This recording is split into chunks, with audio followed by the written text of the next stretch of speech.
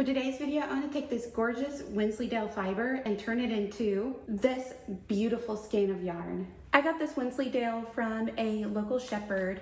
I was doing a wool washing workshop last October and she offered up this fleece for free so that I could teach others how to wash wool.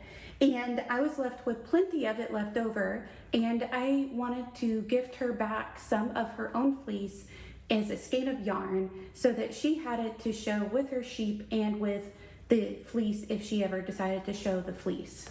If you take a look at this fiber, it is gorgeous, a beautiful Wensleydale. Maybe even softer than a traditional Wensleydale. I've really enjoyed working with this fiber. I think it does really well combing and it is very lustrous, but how I spin tends to produce a little bit of a halo on it. So I'm gonna go ahead and get this combed up, show you guys how I process it and spin it and what the finished yarn looks like.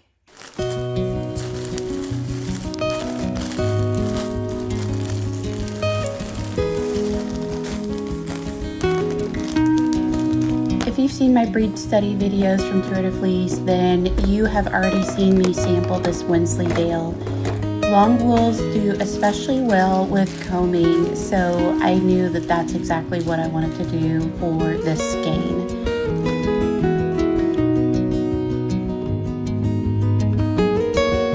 I was guessing that I could end up with maybe up to a 50% loss on this, so I wanted to weigh out a bit extra, so I ended up with about 4 ounces in the finished skein.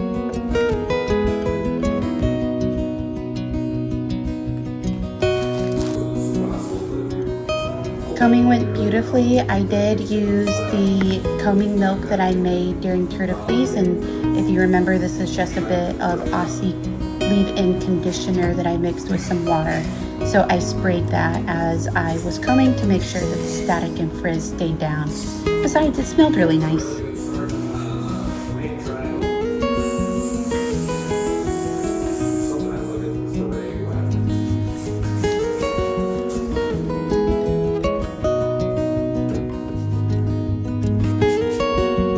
I did a lot of my combing when I was either not feeling up to talking or I had my family around me or doing other things. So I didn't get a lot of talking with this process. So if you're interested in learning more about combing, let me know. But otherwise, just know that, or you can see how this went.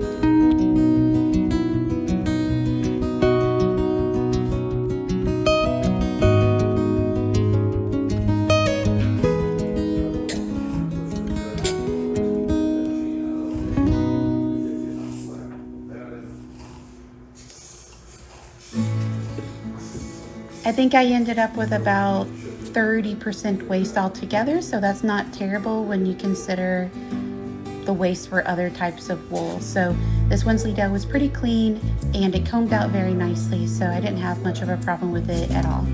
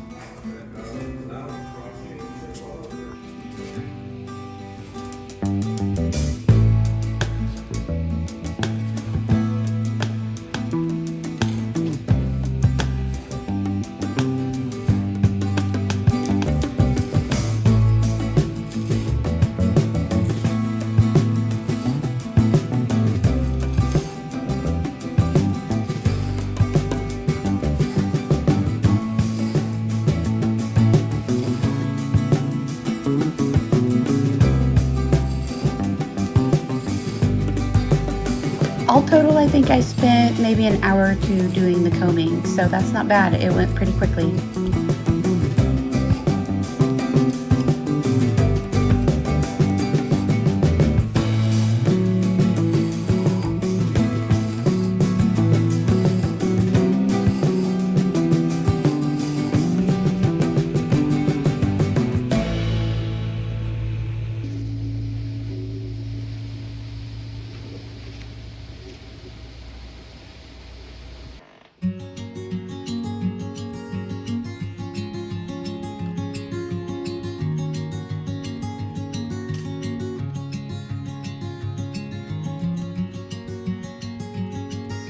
Next came the spinning. So here I'm using my new to me Louet S15.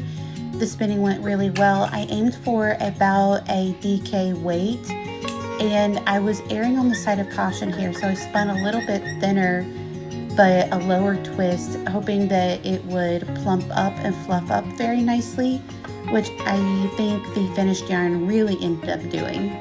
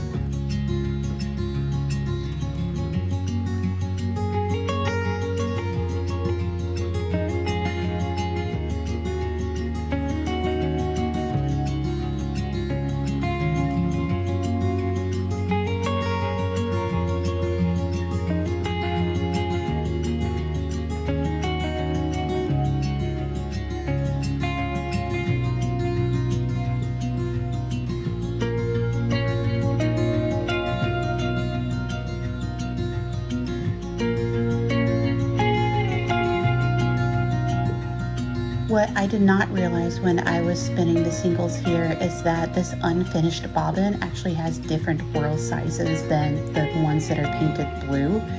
So I originally assumed that all four were the same, but maybe the different colors should have been a warning to me.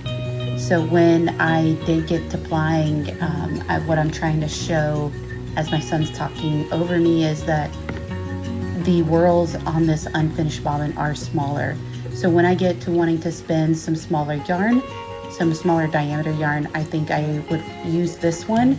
I think the ratios on this one, the smallest whorl would be like a 1:15 ratio, whereas the ones that are painted might have a ratio that's only like 1:10 or 1:12 at the smallest end of things.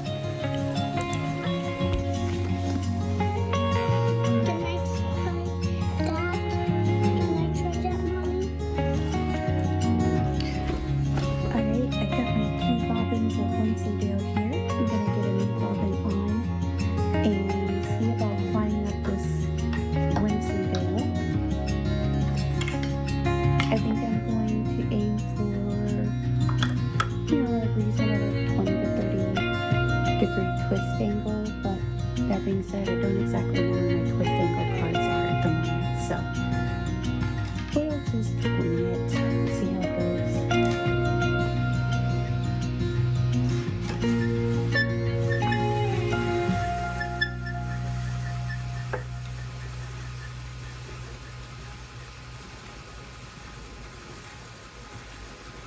So I finished plying the skein of Wensleydale.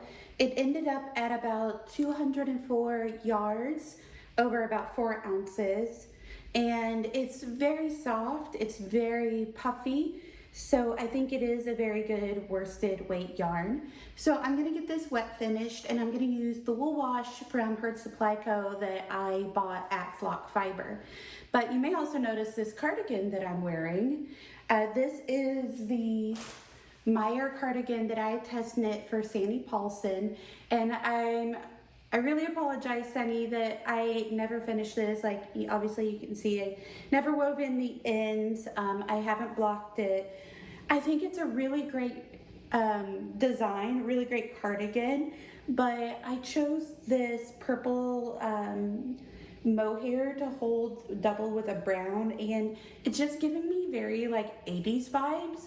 So I'm gonna go ahead and block it and maybe test out some buttons on it, see how it looks, but I'm wondering about over dyeing it and maybe turning it more of a midnight purple blue color, or something close to black. So I may not do that in this video so that I can get y'all's thoughts. So leave a comment down below if you like this color, or if you agree and I should over dye it because it just screams to like 80s, early 90s vibes right now. So let me know what you think.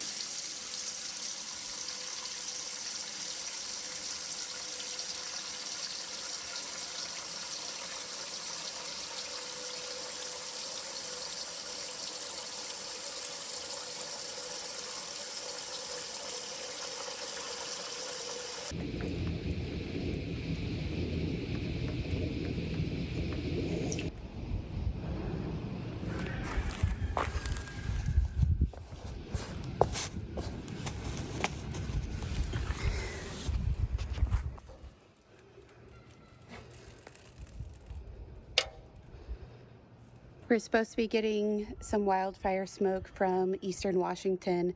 It's pretty bad out in Spokane.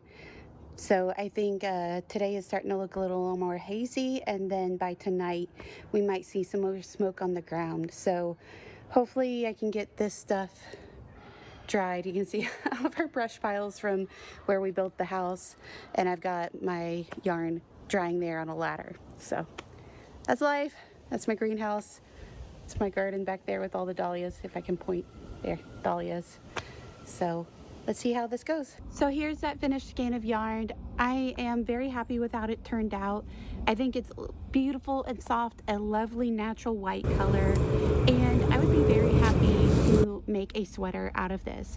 In fact, I think that I am inspired to knit a sweater for my dad, like a traditional Guernsey Gansey style with the texture of the pearls and crosses and cables, that sort of thing.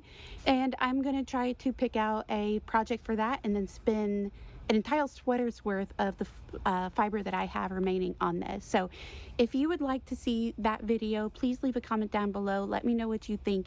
And I'm also very interested to see what you guys think about the color on that cardigan. If you think that I should leave it as is and just finish it and add buttons, let me know. Or if you think I should over dye it, let me know what color you think I should over dye.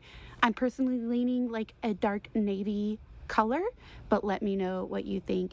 I am still trying to reach 1,000 subscribers, so please, if you are interested, I'd love if you would consider subscribing. And when I hit 1,000, I will still do the breed study giveaway that I mentioned in some of my Tour de Fleece videos. If you've not checked that out, I definitely encourage you to go check out my Tour de Fleece playlist. With that, I will let you go. Thank you for spending your time with me today. I really appreciate it, and I'll talk to you next time. Bye.